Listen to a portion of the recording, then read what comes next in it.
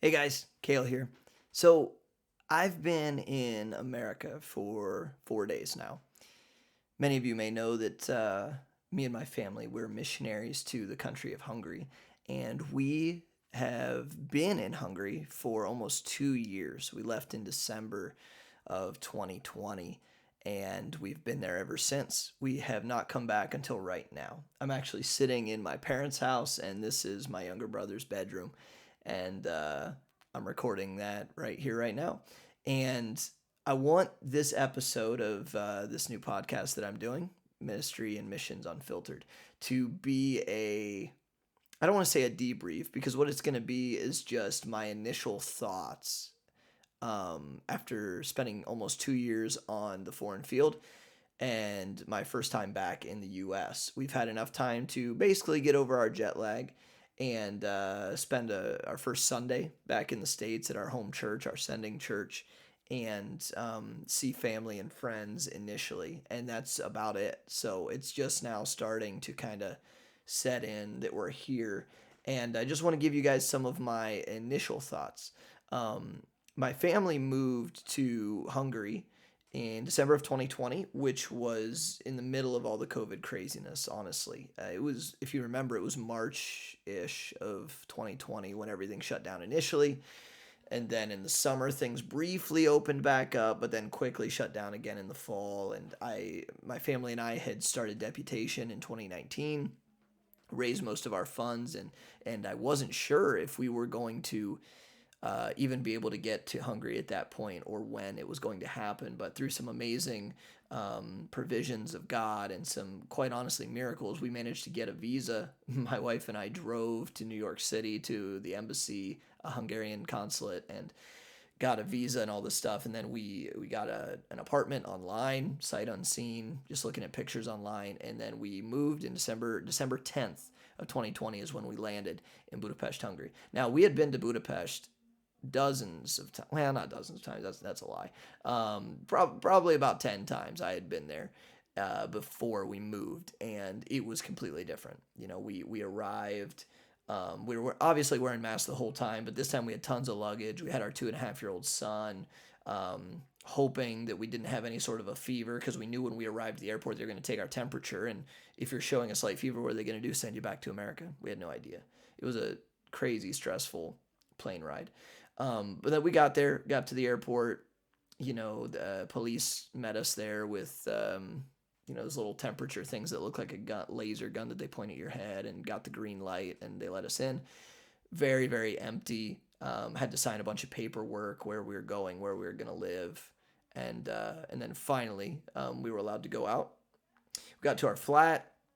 It was mostly empty. Our new landlady gave us the keys, and I hung our red sign that said quarantine on the front door that they gave us at the airport because we were under police quarantine for 10 days. And then once we got out of quarantine, it was December 20th, a couple days before Christmas. And it was crazy. It was so hard to even get to Hungary during that time period in the world that I know it was God that did it. Looking back on all of it, there's no way that we should have been able to do that on our own. And so we got there, and then, long story short, we just started settling into life. And despite the COVID lockdowns and craziness, we just started to slowly make that our home and make that our life. Now, the plan before we went was to stay about 2 years before we came back, and that was at the recommendation of several people, but especially my pastor Jeff Bartel, who was a missionary in Albania for almost 15 years back in the day.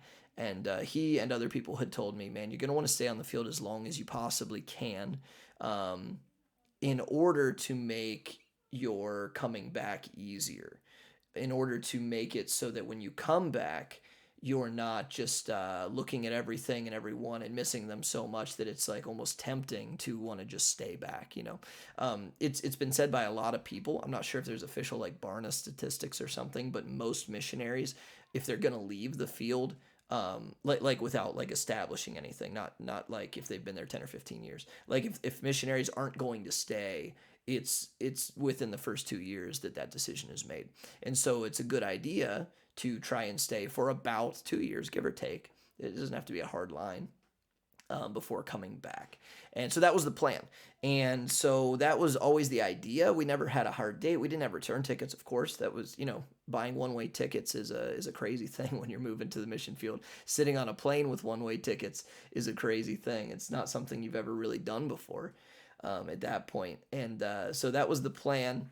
And then we got here and we were doing our thing, and maybe what we did and how we did it and why we did it can be other podcasts in the future. But for now, that was the idea. Stay there for about 2 years, and then wait and see what God's doing, and then we'll determine in the future when we were going to come back. Um, Now the timing seems to be perfect, at least when we were planning this out, when we bought our plane tickets to come back in mid-September.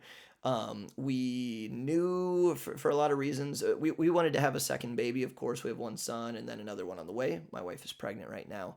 And we knew we wanted to have another baby, but there were insurance and things to where we had to wait for a little while, and we didn't want to get to the field and have a baby immediately. We wanted to take one life step at a time. And that's a little aside here for a second. I try to give this advice to any young person that I meet, whether in ministry or not. Something that I've always tried to do, and we've always tried to do in our marriage and our family life, is to take one big step at a time. um, Getting married, one big step, right? Buying a house, one big step. Um, whatever, having a kid, one big step. Moving to the mission field, one big step. We've always tried to only do one big step at a time, because if you do like two or three or four at a time, get married, buy a house, have a kid all at once, that's hard. I'm not saying it's wrong. I'm just saying it's hard. And so if you can methodically plan out the way that you live your life and not just do it on a whim, don't just wing it, it'll make it easier on you.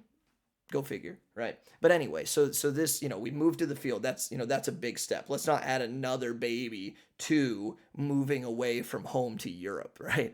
And so we did that. We got established, and then after over a year of living there, that's when we're like, okay, let's try to have another baby. And then we got pregnant, and the due date was going to be towards the end of this year. So it's in November is when the baby is due.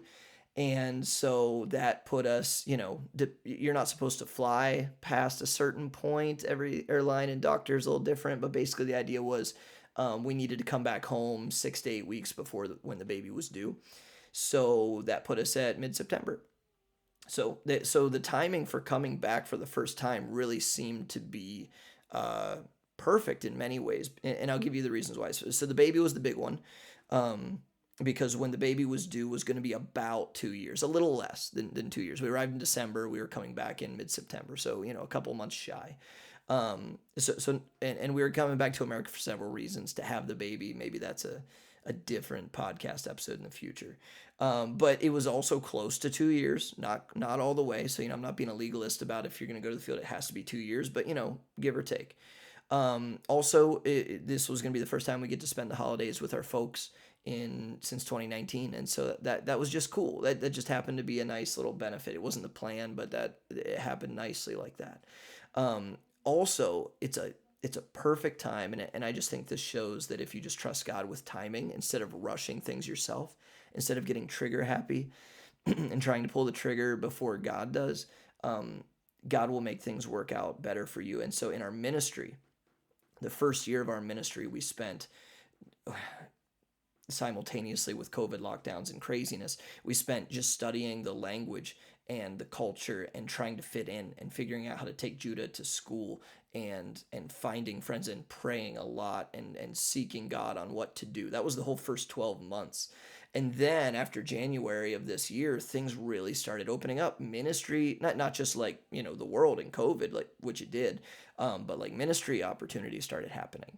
Um, People seeking men and women started coming. I have a disciple now. I'm discipling a guy, studying the Bible with several others. We have lots of friends um, who we're sharing the gospel with and teaching the Bible to. And we had our first Bible study, quote unquote, church service in our apartment on Easter Sunday in 2020. In 2022 rather, in this year, and it was awesome, and it was so cool to see. We had about 10 or 12 people in our flat, and I preached the gospel, and we sang worship songs, and we had dinner, and it was a good first, I don't want to say attempt, but it was a good version one It was a good beta attempt at this thing. And so we did a couple more of those, not frequently or on a certain schedule, but just as time allowed, because then in the summer we did a lot of summer camps in ministry too, which is what things we've done for years.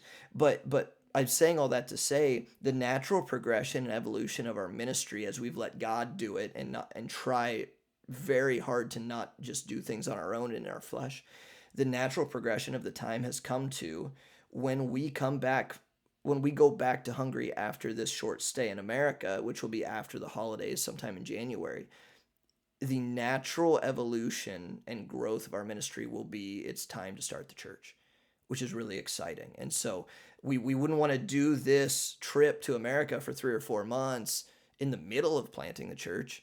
You know what I mean? So, like, all of that, the timing seems to be perfect for going back to America, having a baby, seeing family, spending the holidays with them, getting rejuvenated, encouraged, going back to the field, hitting the ground running with our 6 or 8, our small group of people who are all very excited um, to start the process of meeting regularly every other week or weekly, studying the Bible, worshiping, and then from that process, the actual birth of this church.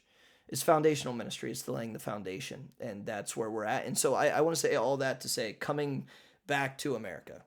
It's an old Eddie Murphy movie, right? Coming to America. So if you didn't get that joke in the title of the video, that's why I put back in parentheses. Coming back to America. I want to say all that to say this is my pitch. If you're a missionary or going to be a missionary, this is my pitch for staying about 2 years on the field before coming home for the first time. And like I said, we didn't stay a full 2 years. We were a couple months shy of that. So it's not a legalistic thing. And there's exceptions to it. My friend Eric is a missionary in Northern Ireland, and they had to come home after I think it was like 6 months or something because it was just COVID and visas, and they couldn't stay. They couldn't. It wasn't their choice. They couldn't. And so that's different. But if you have the choice and you are able to, and you're not going to the field in a global pandemic, here's my pitch for why you should seek to stay as close to 2 years before going home as you can. It's enough time to get over being homesick. The first 6 months to a year, maybe, depending on where you're at in life and everything, you're going to be kind of homesick. You're going to miss people. Looking at Facebook is going to be looking through a one-way window back home where you can see everybody and how life is going on for them and you're away from them. It's difficult in many ways. But it gives you enough time to get past that feeling. It gives you enough time to get settled into your life and your routine, where you live, your kids going to school, your neighborhood. How does your wife and you get groceries every week? Where do you get gas? Do you have a car yet? Getting a car, the routine of getting up in the morning and getting your kids to school, and do you work from home or what do you do? All of that, it gives you that time to settle into life. It gives you enough time to make new friends, and that's huge. And to the point to where when you go back home to America, you'll miss them just as much as the family and friends you left in America when you went to the field. Um, it was hard for us to come back after 2 years. It was exciting to see people, but it was hard when we were planning and the 4 weeks leading up to the trip home. It was hard to pack. It was hard to prepare. It was hard to say goodbye to friends because it felt like we had just got there. We're only coming back for a couple of months. It's not like we're spending a year here, but it was hard, and I think that's a good sign. I think that's a good sign. Um, I'll leave you with this week. It's hard having your heart in two places because you never actually feel at home. I know a lot of people who have been on a mission trip before, a week, 2 weeks, a month, 6 months, might say that their heart is in two different places. But when you actually buy your one-way ticket and move to the field, your heart actually is in two places. Your heart is where you came from, your birth home, your home in sending church, your family. But now your heart is in your new home as well. And so when your heart's in two places, you never actually feel at home. When we're in Hungary, of course, we miss our family, grandparents, parents, our church, our friends at church. But when we're in the U.S., which we've been here 4 days now, we miss our new friends and church family back in Hungary. My son misses his friends from school. And it's hard to be here because you know that like you have stuff to be doing there. And so that's tough. But maybe that's the point. Maybe too many Christians feel at home in this world, but this world isn't our home, right? We're supposed to be. We're called to be in it, but not of it, is what Christ prays for his disciples. And I think it's John 17.